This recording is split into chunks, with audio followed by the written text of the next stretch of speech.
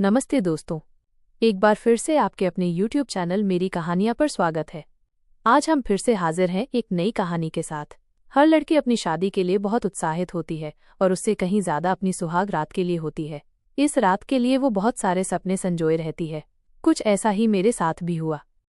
मेरी शादी को आज 3 दिन हो गए थे, मगर मेरा पति मेरे कमरे में सोने की बजाय मेरी ननद के कमरे में सोता था। जब मैं पूछती तो कहता कि मेरी बहन को एक बीमारी है, रात होते ही उसे दौरे पड़ते हैं और वो अपनी जान लेने की कोशिश करती है। एक रात अचानक मैं अपनी ननद के कमरे में गई तो मेरे पैरों तले से जमीन ही खिसक गई, क्योंकि वहां तो मेरी ननद नहीं थी। शादी का दिन और एक रहस्य। मेरी शादी वाला दिन था और हर लड़की की तरह मेरे दिल में भी हजारों अरमान थे। मैं बस यही चाहती थी कि मेरा पति बहुत प्यार और सम्मान देने वाला हो। पार्लर में जब मैं दुल्हन बनकर तैयार हुई और खुद को शीशे में देखा तो खुद को पहचान नहीं पाई थी। दिल से बस एक ही दुआ निकली थी कि काश मेरा पति मुझे पसंद करे और मुझे पूरी जिंदगी इज्जत, सम्मान और प्यार के साथ रखे। पार्लर वाली ने जब मुझे तैयार कर दिया तो कहा, आज तो तुम बहुत ही खूबसूरत लग रही हो। तुम्हारा पति तुम्हें देखते ही अपने होश खो देगा, तुम्हारा दीवाना हो जाएगा।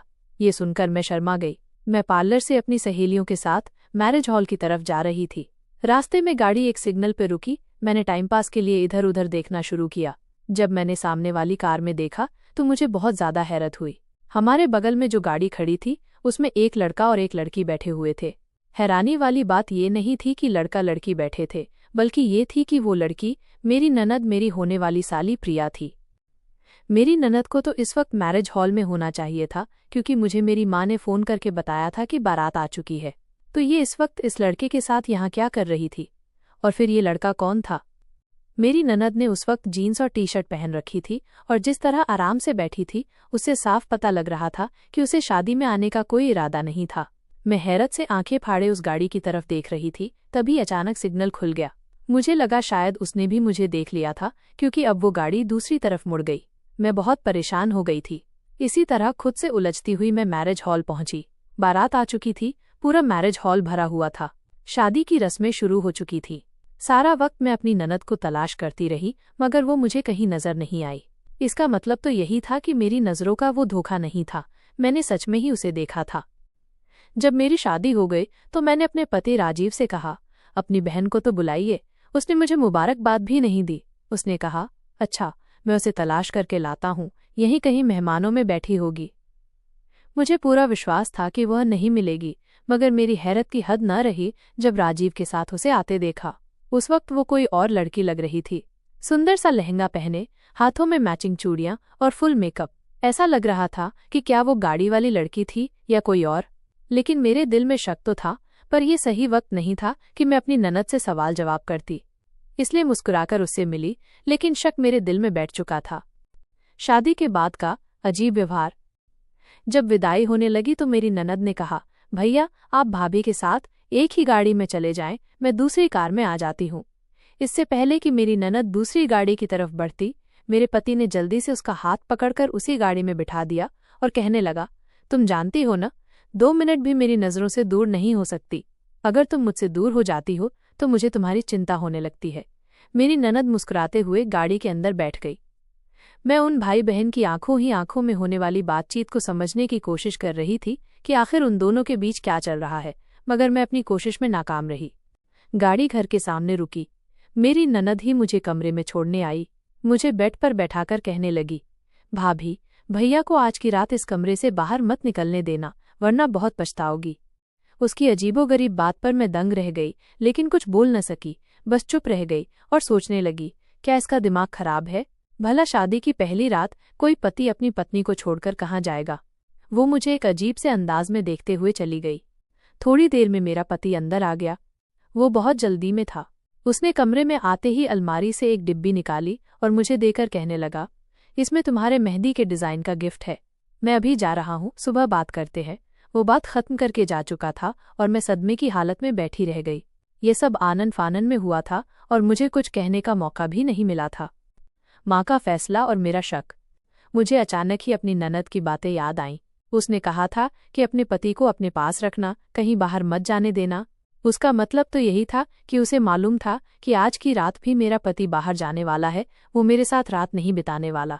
ये सब सवाल मेरे दिमाग में आते चले गए और शक पैदा कर रहे थे। कहीं मेरे साथ कुछ गलत तो नहीं होने वाला। मैं इस परिवार को अभी ठीक से जानती तक नहीं थी। ननद से भी बस 2-4 मुलाकातें ही हुई थीं और मैं उसको अभी तक समझ नहीं पाई थी।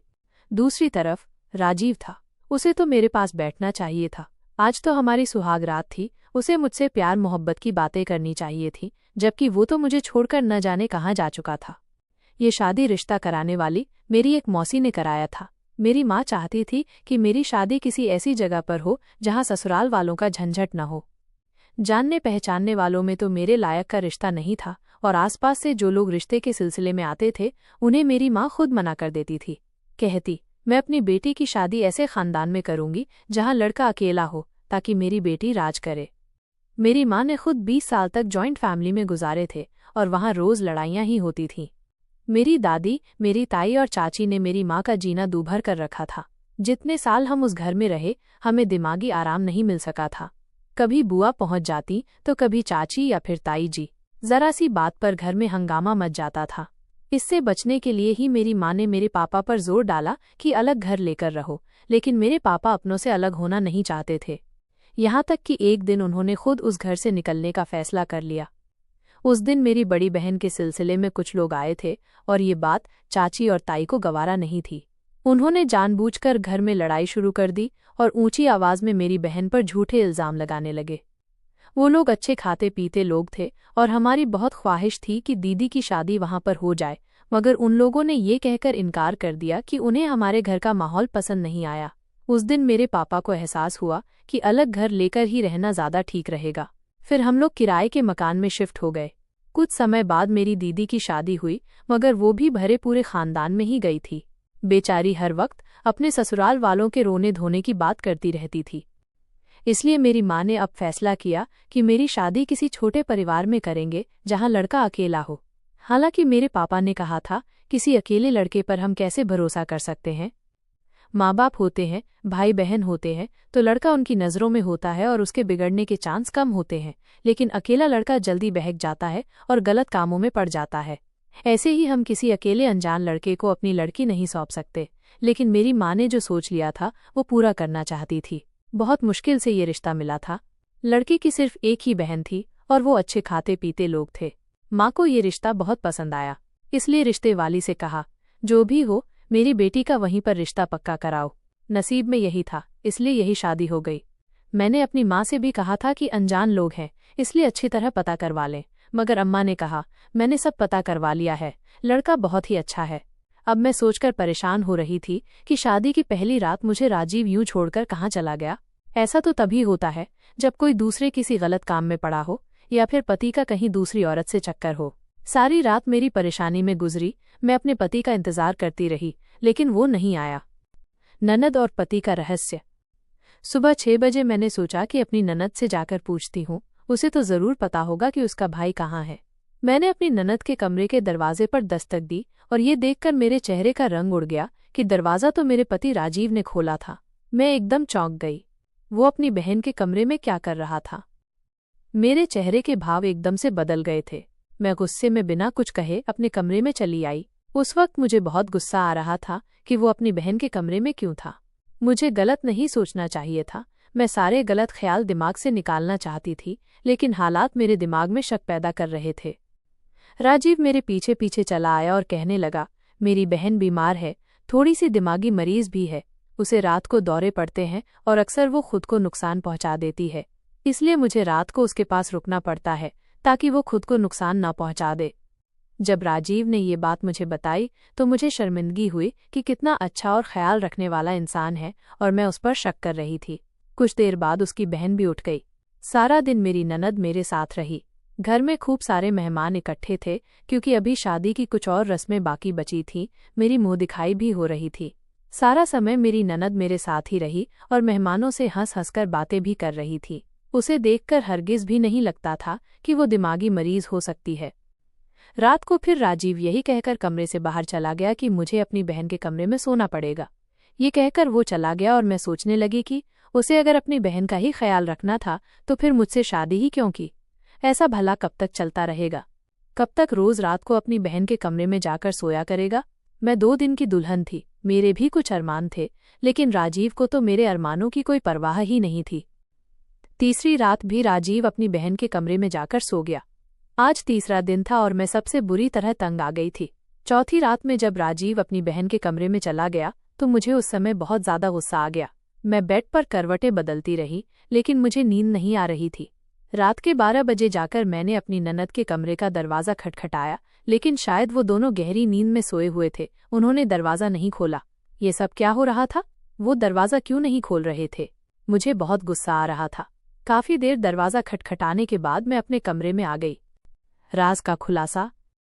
सुबह जब राजीव कमरे में आया तो मैं उस पर बरस पड़ी और पूछा कि कल रात तुमने दरवाज़ा क्यों नहीं खोला? तो उसने मुझे तसल्ली देते हुए कहने लगा कि मैं गहरी नींद में था, इसलिए पता नहीं चल सका। मैंने राजीव से कहा, तुम अपनी बहन के कमरे में सोते हो तो दरवाज़ा लॉक क्यों करते हो? दरवाज़ा खुला रखा करो। मेरे सवाल पर वो बौखला गया और एकदम घबरा गया था। कहने लगा, तुम्हें बताया तो था कि वो दिमागी मरीज है और उसे दौरे पड़ते हैं, इसलिए उसकी सुरक्षा को ध्यान में रखते हुए मैं कमरे को लॉक कर लेता हूँ। लेकिन मैं किसी भी तरह राजीव का पीछा छोड़ने को तैयार नहीं थी। मैंने कहा, तुम्हें यही डर है ना? तो मैं तुम्हारी बहन के साथ सो जाया करूंगी, उसका ख्याल रखूंगी, तुम अपने कमरे में रहो। मेरा ऐसा कहने पर राजीव का मुंह खुला का खुला रह गया। उसे अब कुछ कहने के लिए बचा ही नहीं था। तभी अचानक बोला, जब तक मेरी बहन ठीक नहीं हो जाती मैं किसी को भी उसके पास या उसको किसी के पास नहीं रहने दे सकता। मैं रोने लगी। राजीव ने मुझे चुप भी नहीं करवाया और चला गया। थोड़ी देर बाद मेरी ननद मेरे कमरे में आई और मुझे चुप करवाने लगी और कहने लगी, मैंने तो रात भैया को बोला था कि भाभी दरवाजे पर दस्तक दे रही हैं, दरवाज़ा खोल दे, मगर भैया ने ही मना कर दिया। मेरी ननद बहुत डरी हुई लग रही थी।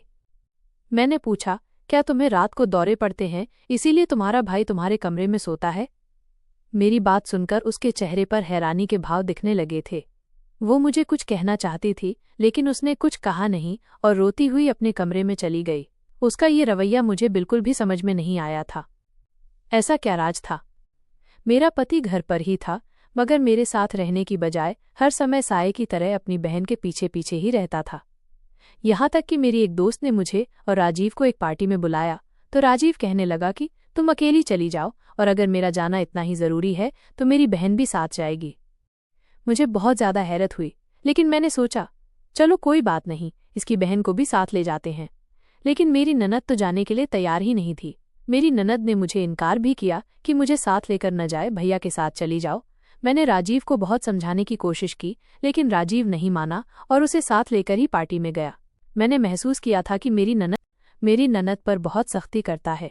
उसके पास उसका अपना मोबाइल तक नहीं था और उसको घर से बाहर जाने की भी इजाज़त नहीं थी। सारा दिन और सारी रात मेरा पति बस उसी के आगे पीछे घूमता रहता। मुझे तो जैसे उस घर में लाकर भूल ही गया था। एक दिन मैंने राजीव से कहा, तुम्हारी बहन को दौरे पड़ते हैं तो चलो उसे किसी डॉक्टर के पास लेकर चलते हैं। राजीव कहने लगा, तुम्हें चिंता करने की कोई ज़रूरत नहीं है, मैं उसको दवा खिला रहा हूँ, उसका इलाज चल रहा है। उस दिन दोनों बहन भाई कहीं गए हुए थे कि मुझे एकदम अपनी ननद के कमरे की तलाशी लेने का ख्याल आया। मैं उसके कमरे में गई तो ना तो कोई गोलियां मिली, न ही कोई रिपोर्ट। तो फिर मेरा पति मुझसे झूठ क्यों बोल रहा था कि उसका इलाज करवा रहा है? अगर ऐसा होता तो कमरे में कुछ ऐसा जरूर मिलता जिससे ये बात साबित होती कि मेरी ननद को दौरे पड़ते हैं। अब मुझे राजीव पर शक होने लगा था। डॉक्टर के पास ले जाने वाली बात भी राजीव ने नहीं मानी थी। मैं सोचने लगी, अब मुझे क्या करना चाहिए। मैंने उसके कमरे की चाबी छुपा ली और कमरे में आ गई। वो दोनों शाम को वापस आए। मेरे पति ने आते ही मुझसे कहा, अब तुम्हारी परेशानी बहुत जल्दी खत्म होने वाली है, बस कुछ ही दिनों की बात है।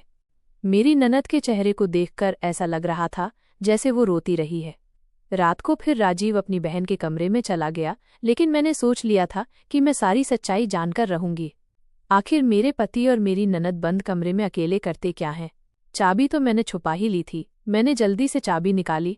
रात के 2 बज रहे थे। मैं जल्दी से कमरे का लॉक खोलकर अंदर चली आई।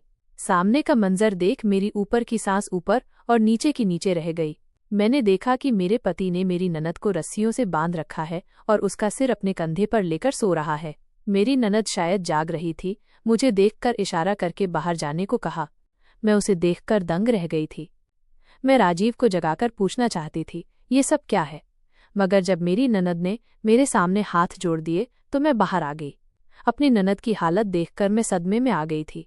अब तो मुझे मेरी ननद दिमागी मरीज नहीं लग रही थी, बल्कि राजीव दिमागी मरीज लग रहा था। पूरी रात मुझे नींद नहीं आई। मेरे दिलो दिमाग में हजारों सवाल चल रहे थे। मैं राजीव से पूछना चाहती थी कि आखिर उसने अपनी बहन को बांधकर क्यों रखा है। इसी उलझन में पूरी रात गुजर गई। सुबह होते ही मैंने बहाना बनाकर अपनी ननद को अपने कमरे में बुलाया और उससे पूछा कि रात को जो कुछ मैंने देखा वो सब क्या था।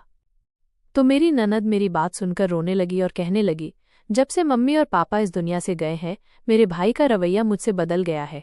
सारी प्रॉपर्टी पर अपना हक समझते हैं और रोज मुझसे कहते हैं कि अपने हिस्से की दौलत मेरे नाम कर दो। मेरे पापा अपनी सारी दौलत हम दोनों बहन भाइयों के नाम कर गए हैं। मैं मना करती हूँ तो मुझे मारते हैं और मुझे परेशान करते हैं। रात को भी मुझे रस्सियों से बांध देते हैं। वो मुझे हर पल तकलीफ देते हैं, जिससे कि मैं डर जाऊं और अपने हिस्से की प्रॉपर्टी उनके नाम पर कर दूं। मगर मैं ऐसा हरगिज नहीं करूंगी। अगर मैंने भाई को सारी प्रॉपर्टी दे दी, तब भी भाई इसे अपने पास नहीं रखेंगे। मेरा भाई गलत आदतों में पड़ा हुआ है, वो सारी दौलत उड़ा देगा। अपनी ननद के मुंह से ये सब बातें सुनकर मेरा सर चकरा गया, मेरी नसें फटने लगी। क्या मेरा पति राजीव इतना गंदा आदमी हो सकता है? मैंने सपने में भी नहीं सोचा था। अगर रात को मैं अपनी आंखों से ये सब कुछ देख न लेती तो शायद मैं अपनी ननद की बातों पर विश्वास भी न करती, लेकिन हकीकत तो मैंने खुद अपनी आंखों से देख ली थी। मेरी ननद मुझसे लिपटकर रोने लगी, भाभी, मुझे यहाँ से कहीं भेज दो, मेरी जान बचा लो, नहीं तो मेरा भाई मुझे जान से मार देगा। मेरी जान बचा लो, मैं आपके आगे हाथ जोड़ती हूँ, मुझे इस घर से कहीं दूर भगा दो। अब मैं उसको क्या कहती? उसे चुप करवाया और मैं सोच में पड़ गई कि अब मैं क्या करूं। थोड़ी देर बाद राजीव मेरे पास आया और कहने लगा, मैंने अपनी बहन का रिश्ता तय कर दिया है। कल मैं उसको लड़का दिखाने लेकर गया था। अगले सोमवार को मैं अपनी बहन को विदा कर दूंगा। मैं ये सुनकर हक्का बक्का रह गई। मेरी ननद तो कुछ और ही कह रही थी कि उसका भाई उसकी शादी किसी बूढ़े से करवा रहा है और बदले में उसे पैसे मांगे थे, और ये तो कह रहा था कि किसी लड़के से रिश्ता किया है। ये सब क्या था? मेरा पति कहने लगा, मैं बस यही चाहता हूँ कि अपनी बहन की जिम्मेदारियों से मुक्त हो जाऊं। मैं अपनी बहन से बहुत प्यार करता हूँ। मम्मी पापा के बाद हम दोनों बहन भाई ही एक दूसरे का सहारा हैं। अपनी बहन की जिम्मेदारियों से फ्री होकर अपने माँ बाप को दिए हुए वादे से फ्री हो जाऊंगा। राजीव के मुंह से ये बातें सुनकर मुझे हैरत के झटके लग रहे थे। क्या मेरा पति राजीव झूठ बोल रहा था? कितनी साफ सफाई से झूठ बोल रहा था कि वो अपनी बहन को बहुत प्यार करता है। मुझे कुछ भी समझ नहीं आ रहा था, कौन झूठा है और कौन सच्चा। ये दोनों ही बहन भाई बहुत अजीब हैं। मेरे लिए ये फैसला करना मुश्किल था कि कौन सच बोल रहा है। राजीव ने मुझे उस लड़के की फोटो भी दिखाई थी। लड़का तो देखने में बहुत ही हैंडसम था और उम्र भी ज्यादा नहीं, 24-25 साल की उम्र थी। जब मैंने यही बात अपनी ननद को बताई तो वो रोते हुए कहने लगी, भाई झूठ बोल रहे हैं। भाई ने एक 55 साल के बुढ़े से ही मेरी शादी तय की है। बदले में वो बुढ़ा भाई को ढेर सारे पैसे देगा, जिसे भाई अपने बिजनेस को बढ़ाना चाहते हैं। शादी के नाम पर मेरे भाई मुझे बेच रहे हैं, मैं क्या करूं? ये कहकर मेरी ननद सिसककर रोने लगी और मुझसे मदद मांगने लगी। मैं क्या मदद करती? मुझे तो खुद समझ में नहीं आ रहा था, और अभी मेरी शादी को टाइम ही कितना हुआ था। मेरी ननद बार बार कह रही थी, भाभी मुझे इस घर से कहीं भगा दो। मैंने अपनी ननद से कहा, अगर मैं तुम्हें यहाँ से भगा दूं तो तुम कहाँ जाओगी? कहने लगी, अपनी एक दोस्त के घर चली जाऊंगी। वो एक वकील है, मुझे बचा लेगी। मेरे पास तो फोन भी नहीं है, वरना उसको अब तक मदद के लिए बोल चुकी होती। मैंने उसे अपना फोन दिया कि वो अपनी दोस्त से बात कर ले। उसने मेरे सामने ही अपनी दोस्त से बात की, लेकिन उससे ज्यादा बात नहीं की थी। बस 2-3 बातें की कि मेरी भाभी मुझे घर से किसी न किसी तरह निकाल देंगी और फिर मैं तुम्हारे घर आ जाऊंगी। उसने अपनी सहेली से कहा कि तुम मेरी मदद जरूर करना, मुझे विश्वास है कि तुम मेरा साथ जरूर दोगी। अपनी ननद के बहुत ज्यादा गिड़गिड़ाने पर मैं उसकी मदद करने के लिए तैयार तो हो गई थी, लेकिन अंदर ही अंदर मेरा दिल घबरा रहा था। फिर तय ये हुआ कि मैं राजीव को नींद की गोलियां दूध में मिलाकर पिला दूंगी। राजीव के सोने के बाद किसी बहाने उस रात को अपनी गाड़ी में छुपाकर उसकी दोस्त के घर पर छोड़ दूंगी, क्योंकि ड्राइवर को भी राजीव ने सख्त आदेश दे रखे थे कि मेरी बहन कहीं भी बाहर नहीं जाने पाए। जैसे ही रात के 9 बजे मैंने राजीव के दूध में नींद की गोलियां मिला दी। दूध पीते ही आधे घंटे के अंदर ही राजीव सो चुका था। हमारे पास यही मौका था। मैंने अपनी ननद से कहा कि तुम जाकर कार की पिछली सीट पर छुप जाओ। मैंने चौकीदार से कहा कि गेट खोलो, मेरी माँ की तबीयत ठीक नहीं है, मुझे अपनी माँ के घर जाना है। चौकीदार ने तुरंत गेट खोल दिया। मैं गाड़ी सड़क पर ले आई। कुछ ही देर में हम एक घर के सामने खड़े थे। मेरी ननद कहने लगी, भाभी आप घर चले जाएं, वरना हम फंस जाएंगे। लेकिन मैं उसे पूरी सुरक्षा के साथ घर के अंदर तक छोड़कर आना चाहती थी और उसकी दोस्त से मिलकर उसको कहना चाहती थी कि मेरी ननद का ख्याल रखना। मेरा इरादा यही था कि यहाँ से सीधा अपने घर जाऊंगी और अपने माँ बाप को अपने पति की सारी सच्चाई बताऊंगी। जो अपनी बहन का नहीं है वो मेरा कैसे होता। यही सोचकर मैं गाड़ी से नीचे उतरी थी कि तभी गेट खोलकर एक लड़का बाहर आया। उस लड़के को देखकर मैं एकदम से चौंक गई थी। ये तो वही लड़का था जिसको मैंने अपनी शादी वाले दिन अपनी ननद के साथ कार में देखा था। जब राजीव को मैंने अपनी ननद पर इतनी सख्ती करते देखा था तो ये दिमाग से मेरे ख्याल से निकल गया था कि उस दिन गाड़ी में मेरी ननद हो सकती है। मैंने सोचा कि वो कोई और लड़की होगी। मेरी ननद को इतनी आज़ादी कहाँ कि वो किसी लड़के के साथ अकेली गाड़ी में घूम सके। लेकिन आज जब मेरी ननद उस लड़के के पास आई और जब उस लड़के को मैंने देखा तो मैं चौंक गई कि वो यहाँ क्या कर रहा है। मेरी ननद गाड़ी के दूसरी तरफ से निकलकर मुझसे कहने लगी, भाभी ये मेरे दोस्त का भाई है, मैं अंदर जा रही हूँ, आप घर जाएं। लेकिन मुझे कुछ गलत होने का अंदेशा हो रहा था। मैंने एकदम फैसला किया और अपनी ननद से कहा, गाड़ी में बैठो, हम वापस जा रहे हैं। लेकिन मेरे सिर पर आसमान गिर पड़ा जब मेरी ननद ने मेरा हाथ जोर से झटका और भागकर उस लड़के के पास जाकर खड़ी हो गई और कहने लगी, सॉरी भाभी, मगर अब मैं वापस नहीं जा सकती। मैं इस लड़के को पसंद करती हूँ और उसी की खातिर झूठ बोलकर आपको यहाँ लाई हूँ। अभी शायद मेरी ननद कुछ और भी कहती, लेकिन उस लड़के ने मेरी ननद को अपने पीछे किया और मेरी तरफ आते शैतानी हंसी हंसकर बोला, मगर मुझे तो तुम्हारी भाभी पसंद आ गई है, एक के साथ एक फ्री। मैं उस लड़के की बातें सुनकर घबरा गई। मेरी ननद भी एकदम चौंकी थी। वो लड़का उसी शैतानी हंसी के साथ बोला, मैं तो तुम्हारे लिए तड़प रहा था कि कब तुम आओ और मेरी प्यास बुझाओ, मगर अब देखो, अब तो तुम्हारे साथ साथ तुम्हारी भाभी भी फंस गई। इतनी देर में मैं गाड़ी से नीचे उतर आई थी और अपनी ननद का हाथ पकड़कर उसे गाड़ी में बिठाने लगी थी कि तभी उस लड़के ने मेरा हाथ पकड़ लिया और मुझे घर के अंदर खींचने लगा। मेरी ननद ने गुस्से में आकर उसके मुंह पर एक थप्पड़ मार दिया और कहा, धोखेबाज, तुमने मुझे धोखा दिया। तुम्हारी खातिर मैंने अपने इतने प्यार करने वाले भाई को धोखा दिया। जैसे ही मेरी ननद ने उस लड़के को थप्पड़ मारा तो उस लड़के ने फ़ोन करके 2 और लड़कों को बुला लिया। मुझे उन लोगों के इरादे खतरनाक लग रहे थे। मैंने यहाँ आकर बहुत बड़ी गलती कर दी थी। वो मुझे और मेरी ननद को खींचकर अंदर ले जा ही रहे थे कि उसी वक्त पुलिस के सायरन बजने लगे। पुलिस के साथ साथ अपने पति को आते देखकर मैंने भगवान का धन्यवाद किया, जैसे मेरी जान में जान आ गई थी। पुलिस तुरंत उन लड़कों को पकड़कर ले गई। मैं हैरान थी कि मेरे पति राजीव को तो मैंने नींद की गोलियां दे दी थी, फिर वो यहाँ कैसे आए। राजीव कहने लगा, मेरी बहन की महीनों पहले इस लड़के से मुलाकात हुई थी और वो इसके प्यार के जाल में फंस गई। जब मुझे पता चला तो मैंने इस लड़के के बारे में सारी जानकारी लेनी शुरू कर दी। अगर ये लड़का ठीक होता तो मैं अपनी बहन की शादी खुशी खुशी इस लड़के के साथ कर देता। लेकिन मुझे पता चला कि ये लड़का धोखेबाज है और करैक्टर का गिरा हुआ आदमी है। मैंने अपनी बहन को उस लड़के के बारे में सारी सच्चाई बताई, लेकिन मेरी बहन ने मेरा विश्वास नहीं किया।